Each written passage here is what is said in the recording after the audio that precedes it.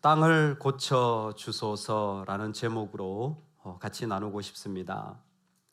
여러분은 여러분의 인생을 살면서 내가 좀 이거 잘한 일이다 한 것 있으십니까? 내가 생각할 때 이거 정말 잘한 일이다. 결혼을 잘했다고 생각하시는 분 한번 손 내리시기 바랍니다.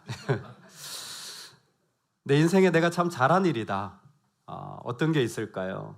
근데 또 살다 보면 이런 순간도 있죠. 후회하고 싶지 않다. 내가 후회하면서 살고 싶진 않다. 돌아봤는데 그 나한테 후회가 되더라. 그러고 싶지 않은 마음도 있을 것입니다. 근데 오늘 우리는 하나님이 어떻게 하시는지를 좀 보면 좋겠습니다. 우리 하나님은 어떻게 하시나? 여러분, 하나님은 어떻게 하시냐면 사람을 볼 때에 그 사람의 잘한 일만 보시려고 하시는 거예요. 그러면 후회하지 않는다는 거예요. 그 사람이 분명히 못한 부분이 있는데 잘한 것만 보시고 그리고 그 일을 자꾸 말하는 거예요. 그 사람이 잘하고 그 사람이 뭔가 귀하고 그 일을 자꾸 말하시는 분이 우리 하나님입니다. 여러분, 하나님의 이 모습이 오늘 말씀을 통하여서 우리 가운데 선포되었으니 이루어지는 축복이 있기를 소망합니다. 하나님도 어떤 사람을 볼 때 잘못한 게 보이실 거예요.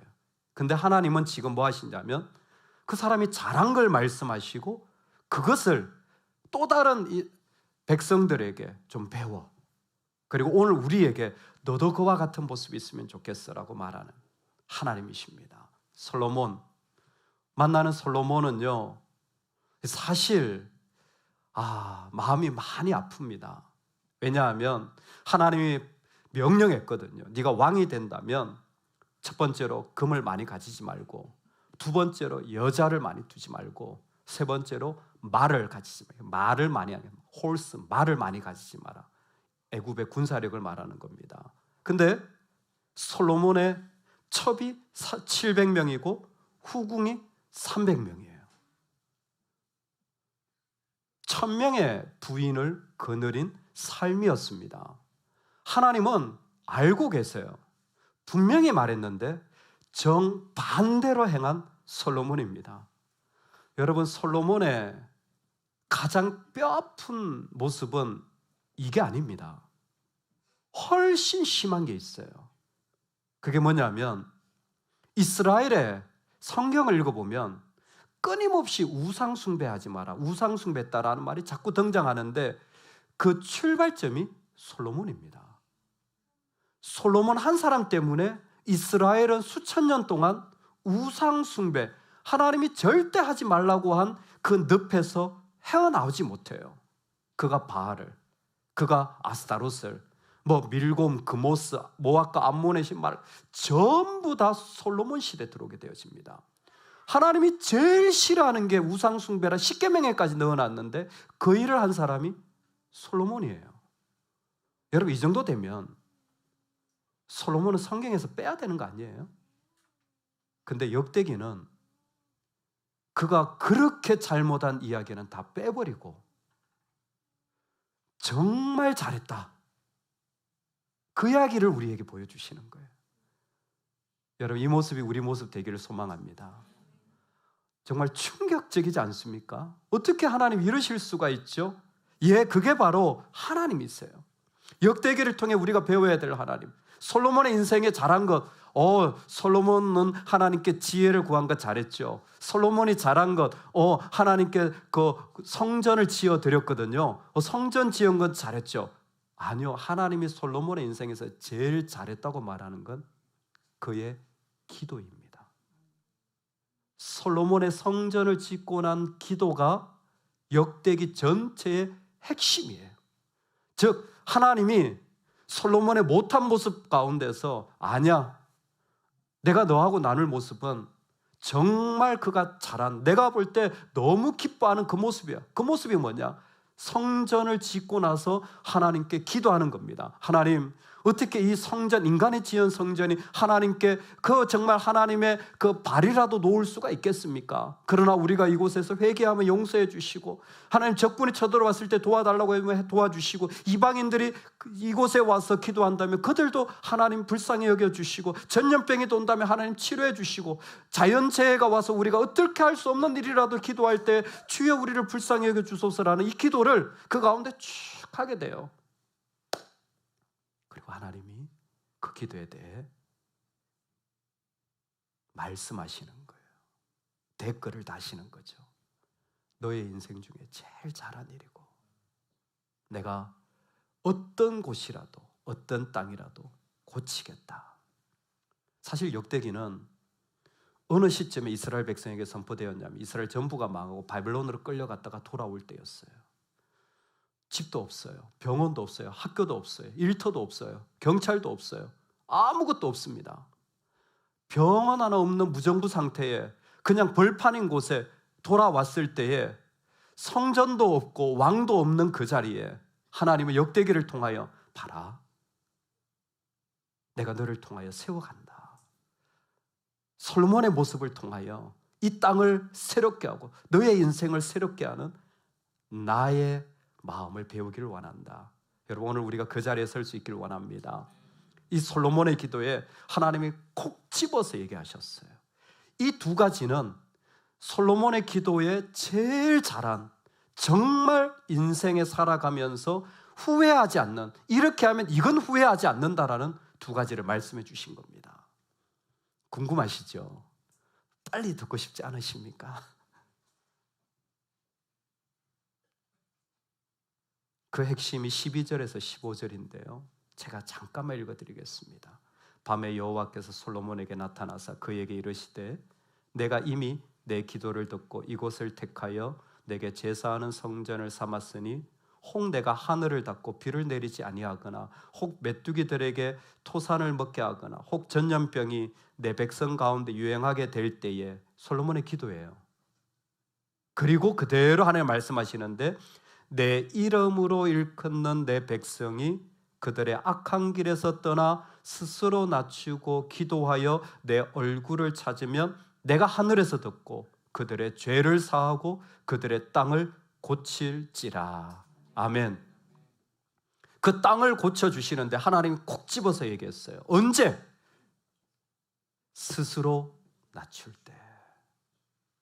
여러분, 스스로 낮추는 자리는 하나님이 제일 원하시는 자리, 하나님이 축복하시고 절대 우리 인생에 후회하지 않는 자리입니다.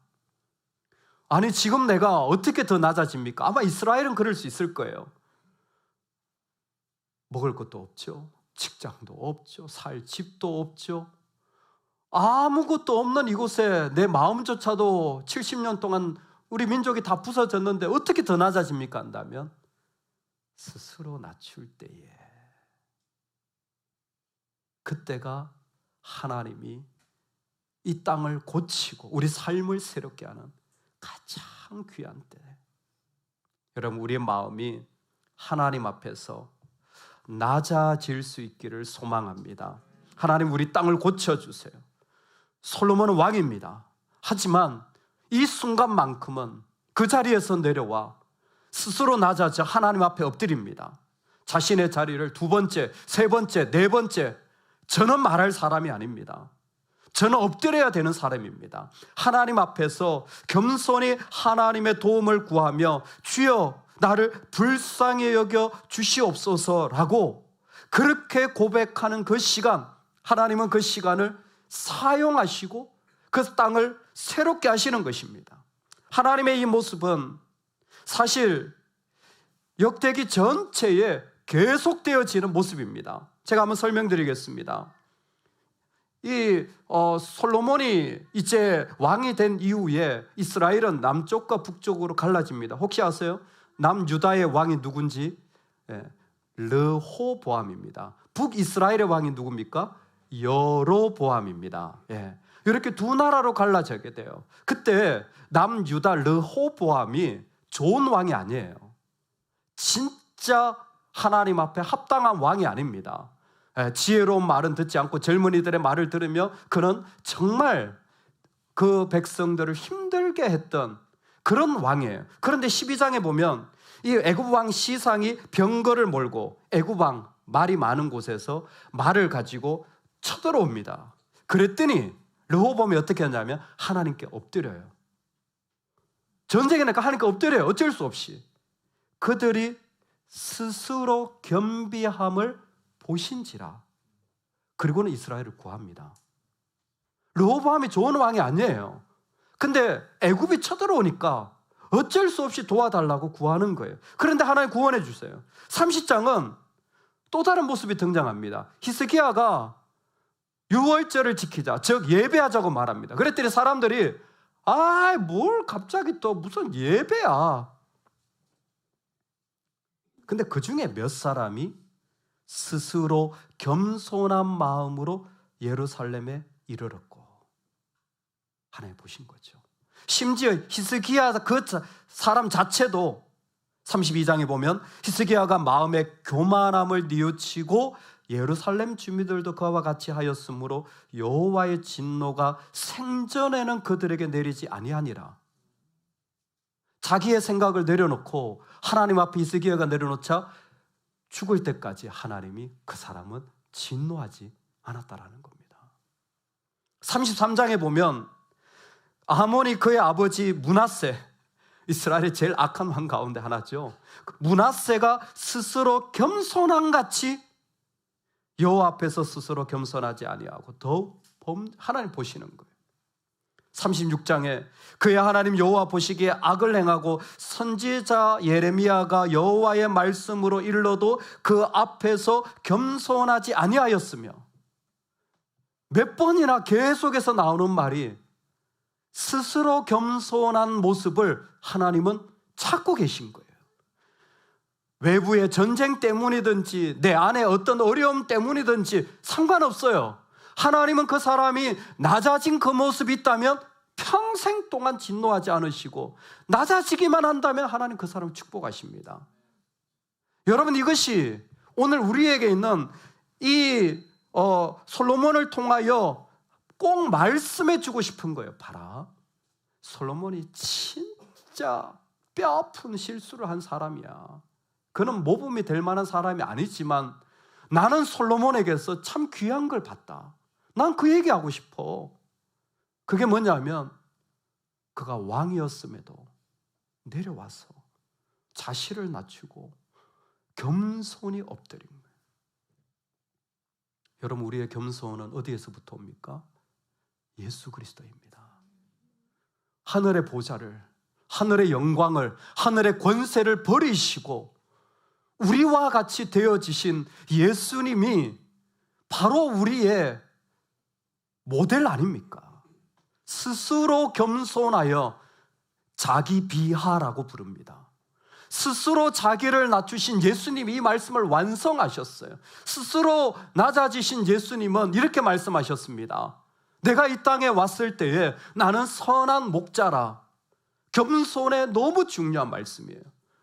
목자시니까 인도하시겠구나, 목자시니까 먹이시겠구나. 우리는 시편 23편의 이미지를 다 알고 있습니다. 근데 요한복음에서 목자, 내가 선한 목자라고 할 때 그 모습이 뭡니까? 스스로 겸손해진 이 땅에 오신 예수님의 모습이 뭐냐면 인도가 아니라 진짜 목자와 가짜 목자의 차이입니다. 싹구는 그 양을 버리고 도망가거니와 목자는 자기 양을 위하여 목숨을 던지는 사람. 나는 선한 목자라. 선한 목자는 양들을 위하여 목숨을 버리거니와 싹구는 목자가 아니요 양도 제 양이 아니라. 이리가 오는 것을 보면 양을 버리고 달아나나니 이리가 양을 물어가고 또 해치니라. 달아나는 것은 그가 싹구님 까닭에 양을 돌보지 아니함이니 나는 선한 목자라. 나는 내 양을 알고 양도 나를 아는 것이 아버지께서 나를 아시고 내가 아버지를 아는 것 같이 나는 양을 위하여 목숨을 버리노라. 진정한 겸손은 십자가에 자기 목숨을 버리신 예수님입니다. 그렇다면 스스로 낮아진다는 것 자체가 인간에겐 수치요 모멸감입니다. 내가 사람 앞에서 나를 낮추려고 하면 그것보다 인간은 수치스럽고 정말 싫은 것이 없어요. 정말 멸시당하는 같은 그런 기분이 듭니다. 왜 내가 낮아져야 합니까? 왜 내가 낮추어야 합니까?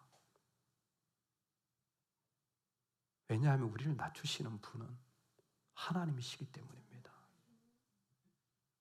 하나님이 우리를 낮추시기 때문에 그 자리에 두신 거예요.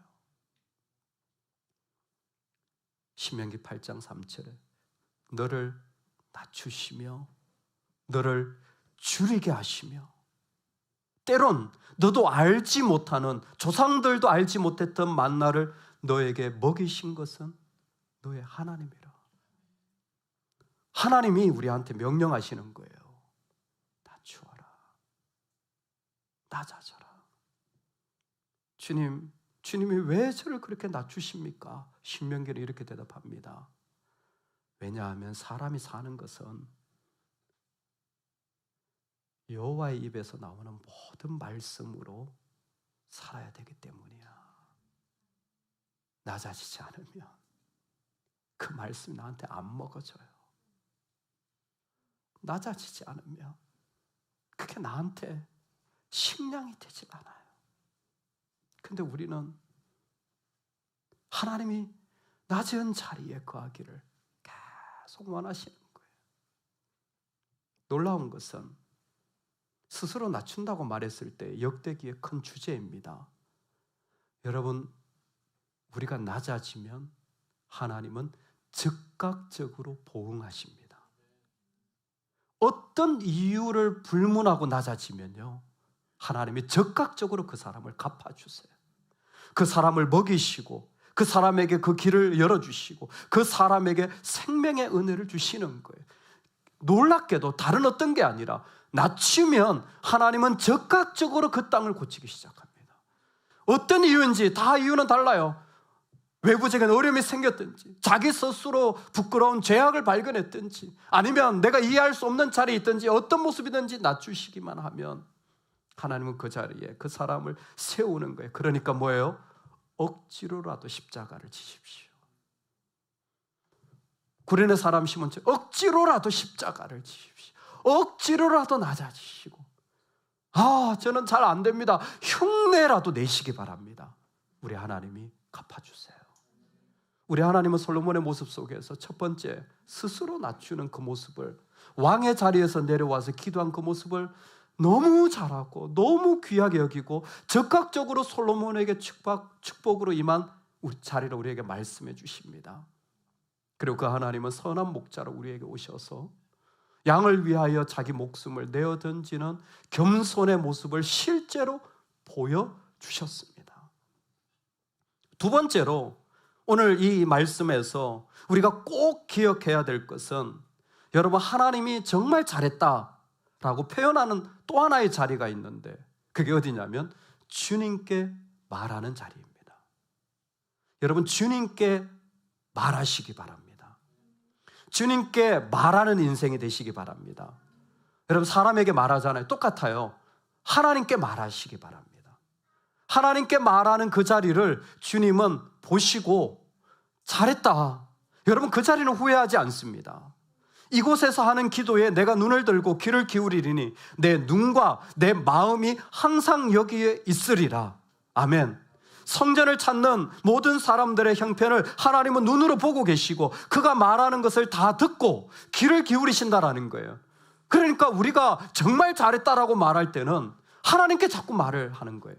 하나님께 자꾸 말을 거는 겁니다. 하나님께 자꾸 내 마음을 아뢰드리는 거예요. 여러분, 그 내용이 어떤지는 중요하지 않습니다. 도와달라는 것이든 내가 부족하다는 것이건 아니면 내한테 아픔이 있다, 다 괜찮아요. 그런데 하나님은 우리가 말하는 것을 들으시고 그 가운데에서 하나님은 우리의 그 모든 것을 응답하시는 이 부분으로 다가오신다는 거예요. 어디에서? 성전에서 하는 기도.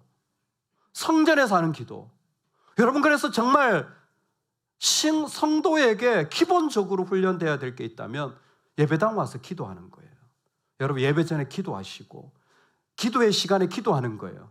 근데 성전에서 하는 이 기도가 왜 이렇게 중요합니까? 묻는다면 이것은 솔로몬이 세운 성전이 예루살렘에 있어요. 이거는 성경적인 연결이 되어 있습니다. 솔로몬이 세운 성전 예루살렘이 처음 어디였 아세요? 이 자리는 창세기에 아브라함이 이삭을 데리고 올라간 모리아산입니다.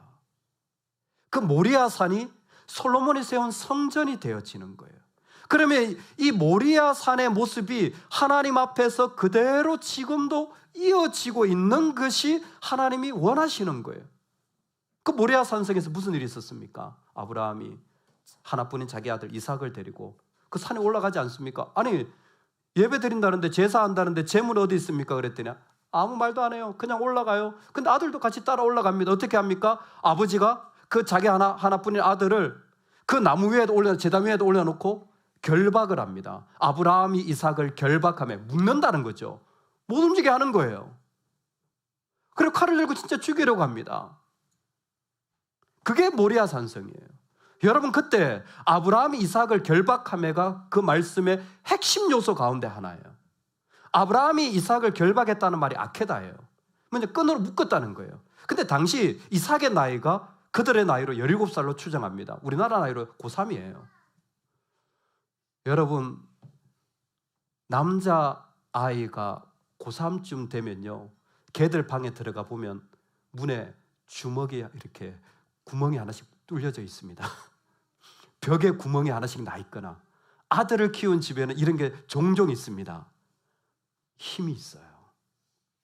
성질나면 그냥 원펀치로, 내가 아버지는 못 치더라도 그냥 문을 한 대 쾅 치고 나오는 거죠. 구멍이 있다고 놀라지 마시기 바랍니다. 정상적입니다. 목사님, 우리 집에 구멍 없는데요? 감사하시기 바랍니다. 충분히 아버지가 나를 그럴 때 내 힘으로 나올 수 있는 나이예요. 아버지를 밀치고도 남는 나이예요. 근데 이삭은 어떻게 하냐면 결박당합니다. 진짜 자기가 끈으로 묶여져요. 이게 왜 중요하냐? 내가 결박당하면서 지금 이삭은 보고 있는 거예요. 뭐를? 아버지 아브라함이 하나님과 결박당해 묶여져 있다는 사실을. 나는 이해가 안 돼요. 나는 내가 여기서 있는 게 이해가 안 돼요. 근데 하나 아는 게 있어요. 나는 모르는데 내 아버지가 뭔가 하나님의 뜻과 함께 걸어가고 있다는 사실. 재물도 마태답도 없는, 나는 몰라. 남 답답해. 그러니까 뭐예요? 얼마든지 묶여진 끈을 풀어낼 수 있는데, 아니요, 내 아버지를 나는 알아요. 내 아버지는 하나님과 묶여져 있는 사람이거든요. 나는 내가 이해 안 되지만 난 내 아버지는 알아요. 내 아버지 아브라함은 실패도 많이 한 사람이지만 그분이 하나님과 결박된 거예요. 하나님과 결박된 그 모습을 자기에게 그대로 가져온 거예요. 나도 결박되어져 있는 거예요. 여러분, 이게 기도입니다. 기도는 나를 하나님과 묶는 거예요. 하나님, 전 이해가 안 돼요. 전 너무 답답해요. 제가 어떻게 해야 될지 모르겠어요. 근데 그렇게 말하는 순간 하나님과 내가 묶여지는 거예요. 그렇게 얘기하는 순간 하나님과 우리가 하나가 되어지는 거예요. 하나님이 이 땅에서 제일 기뻐하는 게 하나님의 자녀와 묶여지는 순간인 거예요. 하나님의 자녀와 같이 있는 이 순간을 하나님은 너무나 원하시는 것입니다. 오늘 우리가 살아가는 삶의 자리에 하나님은 우리를 묶으시길 원하여서 그 자리가 바로 우리가 하나님께 말해야 될 자리예요. 그래서 성전을 지었는데 이게 사실 하나님을 위한 집이에요. 근데 하나님 뭐라고 말씀하시냐면, 아니야, 나를 위한 집이기도 하지만 백성을 위한 집이기도, 너희들을 위한 집이기도 해. 그래서 성경에 성전을 만민이 기도하는 집이라고 표현합니다. 이사야가 그 마음을 그대로 가지고 온 거예요. 내가 곧 그들을 나의 성산으로 인도하여 기도하는 내 집에서 그들을 기쁘게 할 것이며 그들의 번제와 희생을 나의 제단에서 기꺼이 받게 되리니 이는 내 집은 만민의 기도하는 집이라. 내 집이에요. 하나님 집이에요. 근데 동시에 이 자리는 하나님과 백성이 같이 묶여야 할 집이라는 겁니다. 마태복음은 그것을 그대로 인용하여서 예수님께서 예루살렘에 들어가실 때 기록된 바 내 집은 기도하는 집이라 일컬음을 받으리라 하였거늘 너희는 강도의 소굴을 만드는도다. 주님께 말하시기 바랍니다. 어떤 일이든 주님께 말하시기 바랍니다. 그럴 때 성전된 우리, 예수 믿고 성령이 우리 안에 거하셔서 성전된 우리는 하나님과 묶이는 그 모리아 산성에, 이 솔로몬의 성전에, 그리고 지금 하나님의 백성으로 우리는 살아가게 되는 일들이 우리 안에 일어나게 되어지는 것입니다. 여러분, 어느 때보다 지금 나라를 위하여, 어느 때보다 교회를 위하여 기도할 때입니다. 하나님께 말해야 될 때예요. 오늘 이 말씀을 통하여 스스로 낮추라, 하나님이 가장 기뻐하는 이 모습이 정말 우리에게 후회하지 않게 될 것입니다. 수치스럽고 비참하고 내가 왜 이래야 되나 모를 수도 있지만 좁은 길로 걸어가시기 바랍니다. 나를 희생하지 않으면 걸어갈 수 없는 길, 나를 드리지 않으면 걸어갈 수 없는 쉽지 않은 그 길로 내 삶이 걸어가질 수 있기를 주의 이름으로 축복합니다. 아멘. 제가 청년 때 신앙의 훈련 받은 게 그거예요. 토요일 날은 교회에 와서 청소하고 예배를 준비하는 겁니다. 토요일이면 항상 그냥 와서 뭐 당연하다는 듯이 그렇게 매주 했어요. 그리고 전도사 사역을 하고 목사로 이렇게 있으면서 제 안에 그냥 습관처럼 있는 게 뭐냐면 월요일이면 저는 또 청소합니다. 정말 우리 교회도 감사하게 토요일 날 많은 분들이 이렇게 공동체별로 청소하셔서 이렇게 깨끗하게 예배를 드리잖아요. 근데 사실은 또 이렇게 예배를 드리고 월요일 되면 예배당이 좀 이렇게 좀 더러울 때가 있어요. 그래서 시간 날 때마다 와서 청소도 하고 화장실도 이렇게 좀 닦고 그럽니다. 특히 우리 화장실에 외부에 있다 보니까 담배꽁초가 이렇게 좀 있을 때가 있어요. 그래서 아이들이 보면 좀 그럴 것 같아서 하는데 어느 날 제가 화장실을 청소하고 있는데 이웃에 계신 분이 지나가면서 이렇게 말씀하시는 거예요. 아유, 목사님 참 화장실 청소도 다 하시고 겸손하시네요. 제가 이런 사람입니다. 근데 제가 그 이야기를 듣는데 이런 생각이 들었어요. 목사가 화장실 청소하면 겸손하고 목사가 사무실에서 설교 준비하면 교만한 겁니까? 화장실 청소는 겸손과 아무 상관없어요.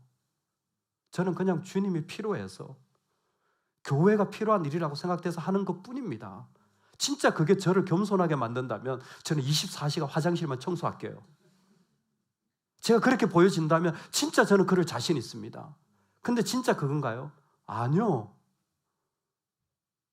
진짜 겸손하다면 양을 위해 목숨을 버리는 거예요. 그게 제가 아는 성경적인 겸손인 거예요.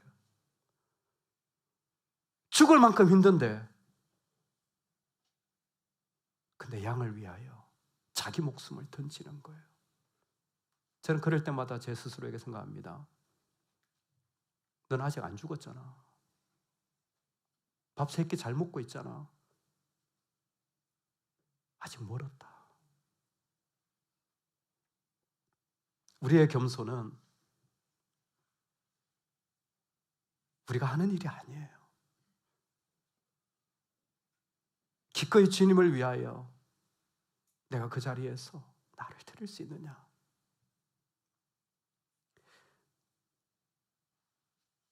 리케의 시에 보면 이런 구절이 있습니다. 우리가 아는 것은 별로 없지만 우리가 어려운 쪽을 향해야 한다는 것은 확실합니다. 그와 같은 모습이 우리를 지켜줄 것입니다. 무엇이 제대로 하는 것인지, 어떻게 하는 것이 맞는 것인지 모르지만 내 자신을 내어주는 주님 필요하시다면 기꺼이 나를 내어드리는 그 모습이야말로 우리가 있는 자리 되기를 원합니다. 좁은 길로 우리 삶이 걸어 들어갈 수 있기를 축복합니다. 두 번째로, 성전에서 하나님은 솔로몬이 말한 그 기도에 눈과 귀를 기울이시며 너무 좋아하셨습니다. 여러분, 하나님께 말하듯이 우리도 말하기 시작하면 좋겠습니다. 하나님께 말을 하십시오. 그리고 그 말로 내 말을 만들어 가십시오. 하나님께 얘기하세요. 그리고 하나님께 얘기한 것처럼 얘기하면 좋겠습니다. 하나님이 능히 이삭을 죽은 자 가운데서 다시 살리실 줄로 생각한지라. 아브라함은 이미 그의 생각과 마음의 고백 속에서 그 이삭을 살리실 것에 대한 하나님의 언어가 그의 안에 있었습니다. 놀랍게도 이와 같은 말은 고린도전서에도 오직 하나님은 미쁘사 너희가 감당치 못할 시험 당함을 허락지 아니하시고 시험 당할 즈음에 또한 피할 길을 내사 너희로 능히 감당하게 하시느니라. 아멘. 피할 길을 내주시는 프로바이더는 어디서 왔냐면 프로비전입니다. 그 모리아 산성의 핵심은 네가 이렇게 함으로 나를 경외하는 줄 알았노라. 네가 나를 보고 네가 나를 경외하는 줄 알았노라. 프로비전의 사람은 프로바이더를 믿게 되어지는 거예요. 이 말이 그냥 위로가 아니라 하나님께서는 오늘 우리에게 우리의 말 속에 우리의 모습 속에 그 하나님이 담겨져 나온 말이 그대로 아브라함처럼 그대로 솔로몬처럼 흘러나오기를 부탁하고 있는 것입니다. 도전하는 것입니다. 할렐루야. 실제로 언어학자인 비트게슈타인 유명하죠. 이분의 책. 이분이 언어를 연구하기 위해 아프리카 마을에 들어갔는데 그 마을에 들어갔는데 말을 더듬는 사람이 없는 거예요. 여러분 지금은 좀 아이들이 말을 잘합니다만 예전만 하더라도 어디를 가더라도 이 말을 바로 나오지 못하시는 분들이 저도 꽤 많이 봤습니다. 예전에는 많았고 당연히 문화나 언어가 발달하지 않은 아프리카는 마늘이라 생각을 했는데 그 동네에는 말을 더듬는 사람이 한 사람도 없는 거예요. 그래서 연구를 했어요. 왜 말을 더듬는 사람이 없지? 그랬더니 그 부족에게는 말을 더듬는다는 말 자체가 없어요. 이 사람들은 말을 더듬는다는 말 자체가 없어요. 이 사람의 연구에 의하면 어떤 동네에 들어갔는데 현대 동네죠. 이 사람들은 서로 시기하지 않아요. 똑같은 이유예요. 시기한다라는 말 자체가 존재하지 않는 거예요. 프랑스에도 나방이나 나비나 그 나방이란 말이 없어요. 나방을 보는데 다 빠삐용이에요. 우리는 나방과 나비가 있으니까 나방하고 나비예요. 말이 없으니까 나방을 보고도 나비예요. 이해가 되세요? 그냥 빠삐용이에요. 그러면 이 사람이 이렇게 얘기를 합니다. 사람은 말에 예속되는 존재다. 사람은 자기 말을 하면 거기에 묶이는 존재라는 거예요. 힘들다 하면 힘든 것이 다 묶여지는 거예요. 싫다 그런 순간 싫어지는 거예요. 제가 그래서 아이들한테 설교할 기회가 있을 때마다 제발 선생님을 싫어하지 마라. 왜 수학을 포기한다고 말하니? 그냥 못하면 되지. 근데 우리의 언어는요 이미 그렇게 되게 하는 거예요. 쉬운 게 아닙니다. 시원합니다.